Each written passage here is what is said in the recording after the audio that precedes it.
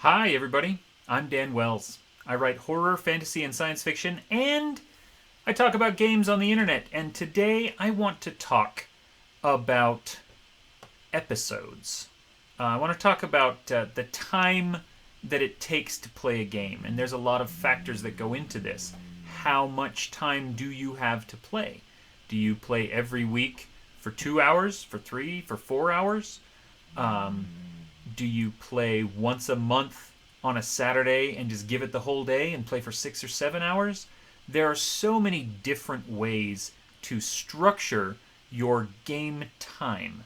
And the way you structure it can change how you play.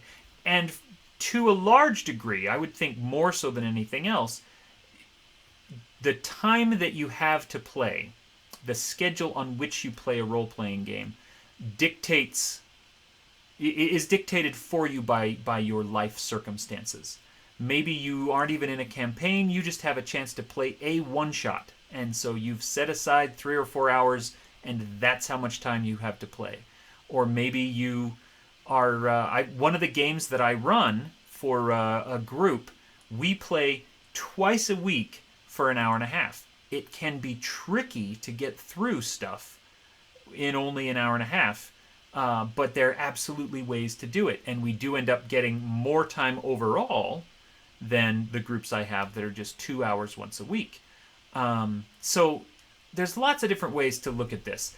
And how much time you have to play does control or affect a lot of what you're able to accomplish and even the style of game that you have to play. So let's dig into some of these. When I 10 years ago, when I was in like 3 role playing games at the same time, we would meet. Let's see, one of them was, I think all 3 of them were weekly actually, and most of them were 3 or 4 hours long. I do not have that kind of time anymore. I am a professional game master and I run 1, 2, 3, 4, 5, 6, 7, 8 groups. Some of which are weekly, some, that one is bi-weekly and one of them's monthly, and, there's different one-shots that crop up. What I have found is that, well, first let's talk about game styles, because different games work better episodically than others. Pendragon, for example, is designed to be played in discrete episodes. Every adventure is 1 year, and when you're done, you do your end of year stuff, your winter phase, and then you move on. And the next time you meet, that's a different year. Now, that works best if you've got time to play a full adventure, right? Because you want to be able to complete that episode in a single block of time. In my experience, if you're going to do everything together as a group, the adventure phase and the downtime winter phase stuff, you're going to want like 3 hours. But if you are able to do the winter phase stuff, all the downtime actions online, midweek, over a message board, a Discord, or a Slack, or even just an email chain, then you can do a full episode in about 2 hours and be done, and then move on and do the rest of it remotely or asynchronously, which works really well. Now, part of that is the way that the Great Pendragon campaign is structured. The One Ring, which also uses this yearly episodic structure, in my experience, tends to balloon into much larger chunks of time. I have a One Ring campaign where 1 year of time took us 2 3-hour sessions to play. And part of that is because we, spent a fair amount of time just doing social stuff or trying to figure things out. And that is fine because that's what that group wants, right? But it took us 2 sessions to get through a single year of time rather than a single session and boom, done. Now, on the other hand, well, and before we leave episodic ideas completely, Star Trek Adventures is one that really lends itself strongly to, 1 or 2 sessions is a single adventure, and then you're done and you move on.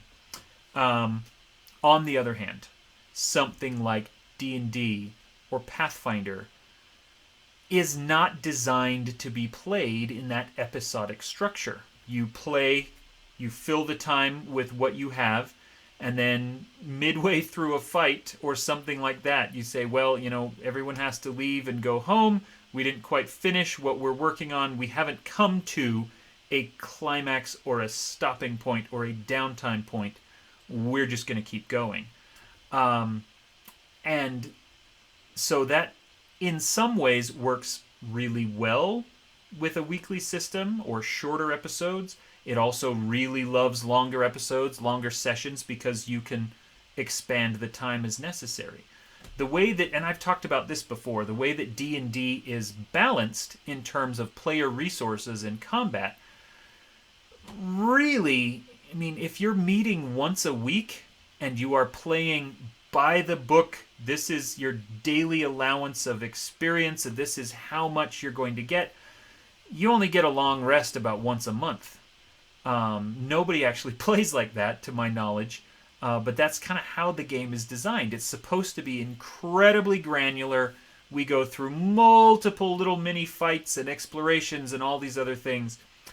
In practice, it seems that most game masters will rely on different forms of resource usage and different balances of combat so that you can get through a story section more quickly. A huge dungeon, like, for example, the Baldur's Gate Descent into Avernus. One of the very first things you'll do there is go into a dungeon under the city of Baldur's Gate that's part of I guess this is a spoiler, but it's part of like a spa thing, and it's actually secretly run by cultists, and you're supposed to go back in. That's not really a spoiler, because that's what they tell you, the person who gives you the quest, is go to this spa, find the evil cultists that work there. That dungeon is enormous and includes a lot of different fights, and it can take many, many sessions for a typical group to get through it, which is weird because it only barely relates to the campaign as a whole. We have similar situations with the Death House in Curse of Strahd. A lot of early on dungeon crawls seem to fit this mold. And if you take 3 or 4 sessions to get through a single dungeon, well, then that is not, you're using your time in a very different way than the Pendragon style of, it's spring, Uther tells us to go fight the Saxons, we do, we get some glory, we come home and we, roll for childbirth and manage our manor. Or even the Star Trek model of, here's your episode, captain's log, we're going out to this planet, we're going to do this thing. We get there, we have 2 or 3 different encounters, we solve the problem, we go home. That's a very different style of play. And so, one of the tricks that is important to learn is figure out what your game group is looking for and how you can give that to them in the time allotment that you have. And one of the most important things is not even gameplay at all, it's shooting the breeze. How close are all your friends to each other?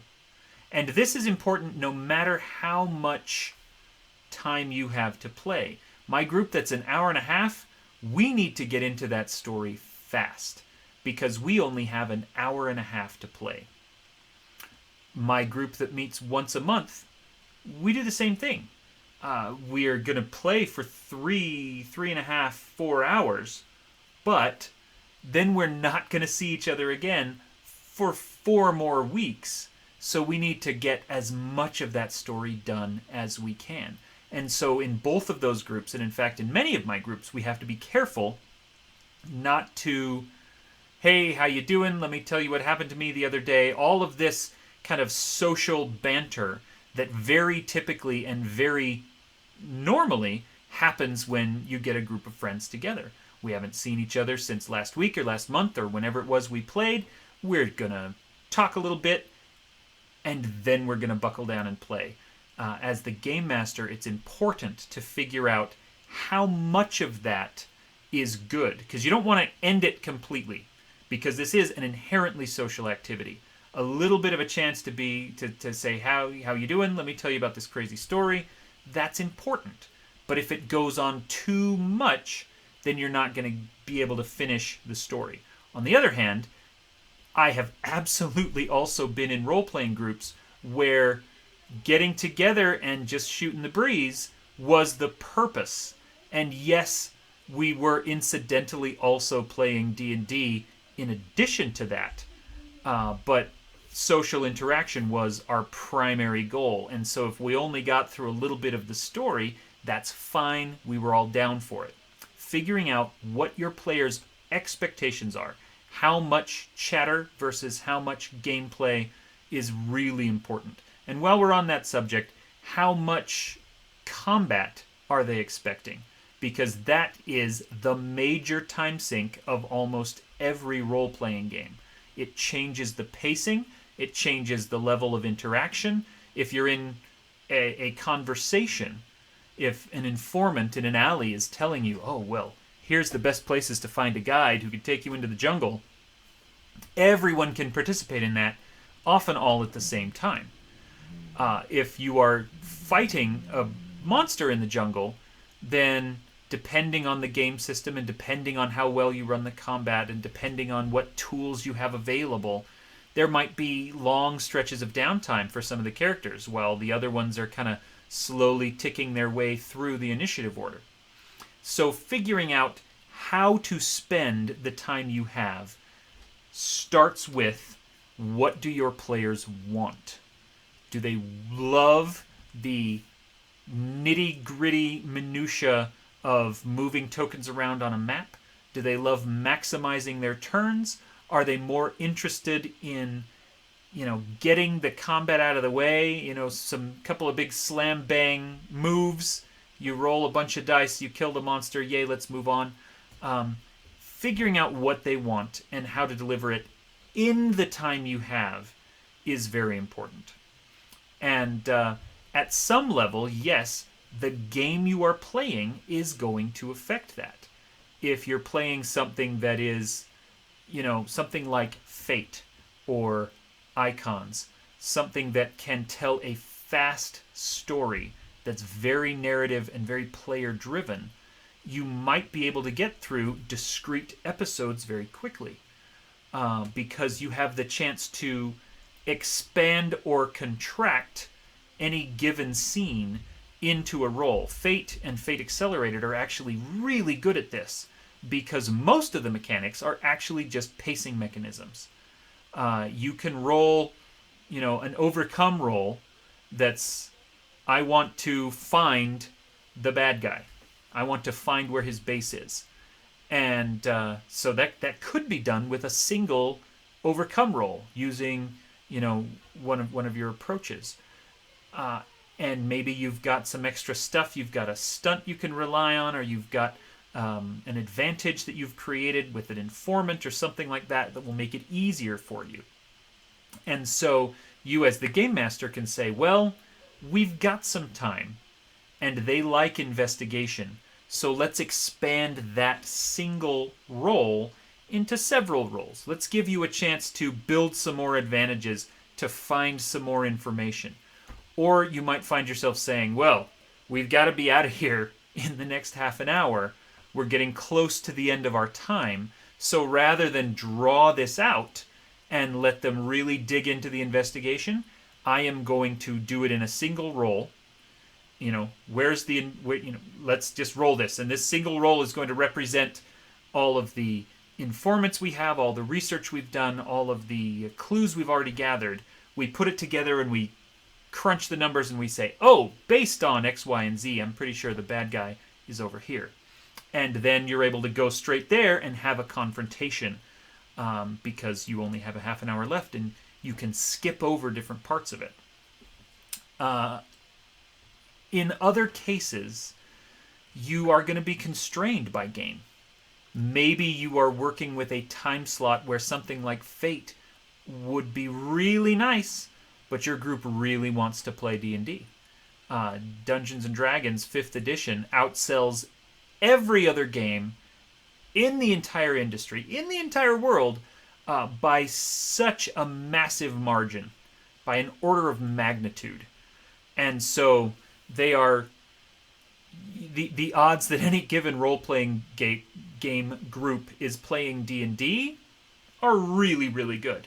And so how do you handle then shorter sessions? How do you handle this more episodic idea if you're trying to run somebody through a dungeon or through an investigation? And you can do similar things. Fate does it really well. D&D can also do it. You can do that same thing and say, well, make an investigation roll. This is an intellect skill. I'm going to give you advantage on it because you've already gathered a bunch of clues. They succeed. Okay, you know where the bad guy is.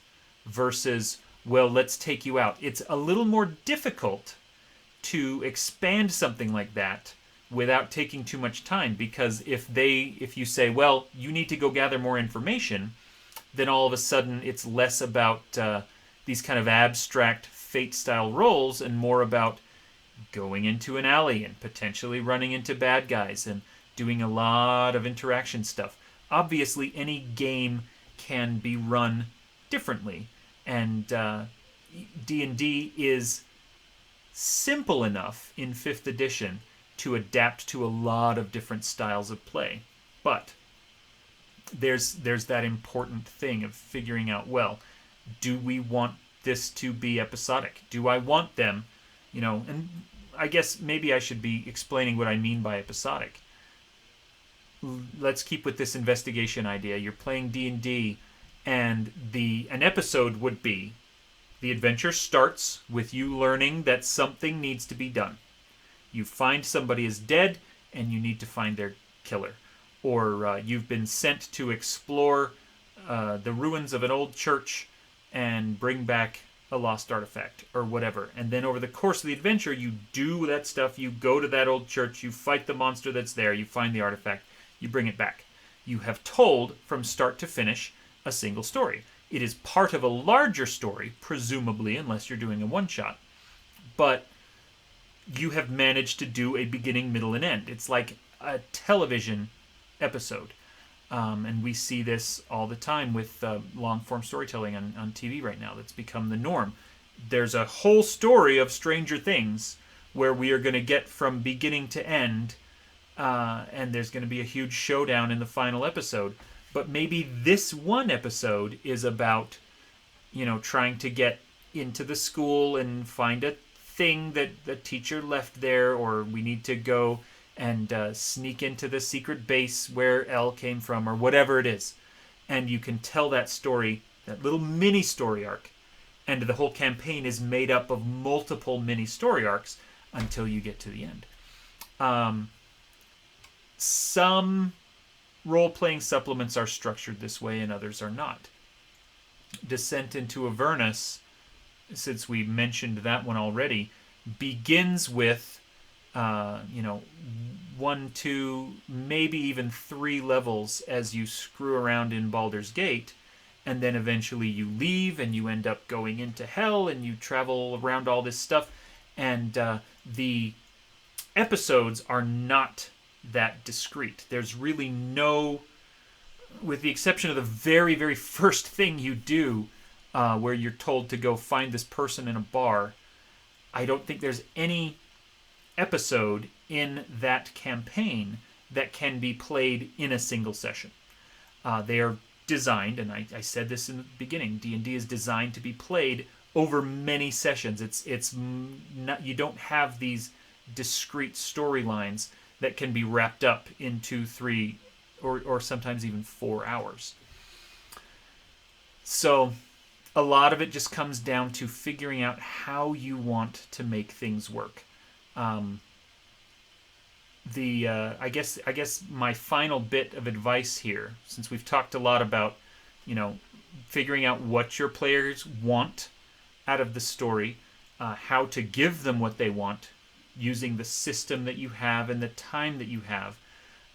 The last pacing thing that I would tell you is to vary the kinds of episodes or the kinds of sessions that you were able to do.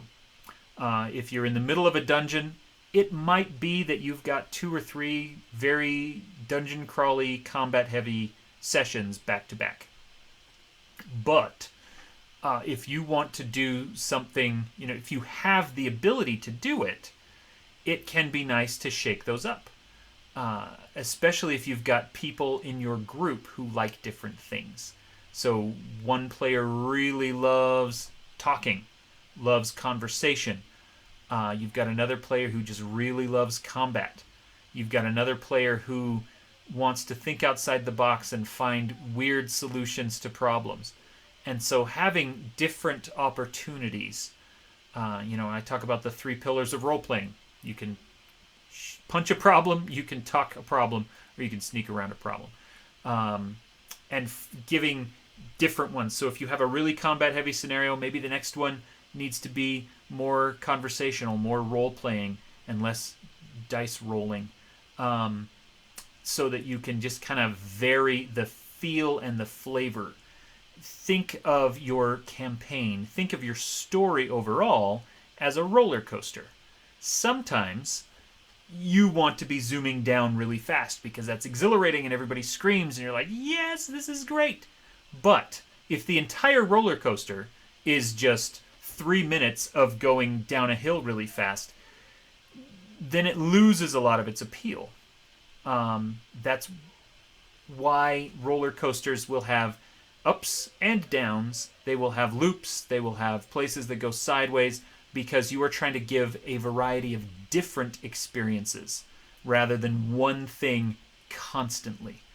And that change, being able to go from one thing to the other, and first we're zooming down and then we're leveling out but we're upside down, and then all of a sudden we're going up and we're creeping up this hill, and that's, for a lot of people, that's their favorite part of the roller coaster because the anticipation is there, because they know they're about to go down.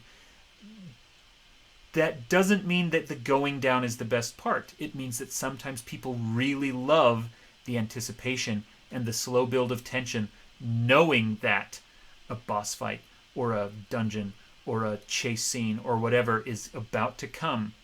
One of the campaigns that I'm running right now, we have been building for several episodes now towards a big ball. This is one of my favorite tropes in fiction, is the group of adventurers who are kind of rough and tumble and dirty behind the ears, and they have to get themselves all cleaned up and pretty so that they can infiltrate a fancy party. I love that. It's one of my favorite things to read. It's one of my favorite things to write and run. And we've been building towards that in this campaign for a while, and I've had 2 of the players contact me separately outside of the game to say, I'm so excited for this. This is going to do this. I'm going to do this. And that anticipation of knowing that that is coming is a vital part of the roller coaster. So just make sure that you are giving different kinds of experiences as you plot this out. And that might be difficult if you play in fewer but longer sessions. If you get together once a month and play for 5 hours, they've already had a whole month to anticipate something coming up. In a session, a game style like this, you might want to rely a little more heavily on cliffhangers, because then you can get that anticipation stuff during the month-long stretch where you're not playing, and everyone comes back and they're like, okay, we left, we had just learned about this huge thing, or we had just arrived in this really interesting place. I've been thinking all month about how to deal with this situation or talk to this person. That's what I'm excited to do now.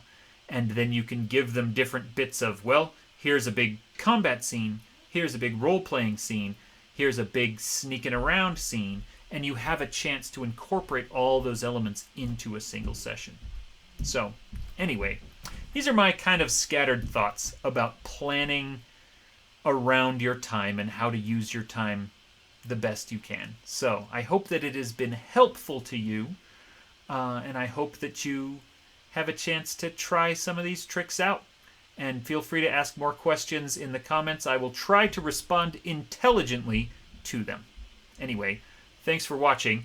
Some final plugs. I've got a bunch of books that you should all go buy and read. You can find links to those down below, but in general, if you just search Dan Wells on Amazon or Audible, you will find me. I also am, as mentioned many times in this show, a professional game master. I'm running a bunch of different campaigns and one-shots, and I can run one for you, whether that is a campaign or a one-shot or whatever you want to do. So there's details for that in the notes below as well. Hit me up. Anyway, thank you so much for watching. I'm Dan Wells, and you are awesome.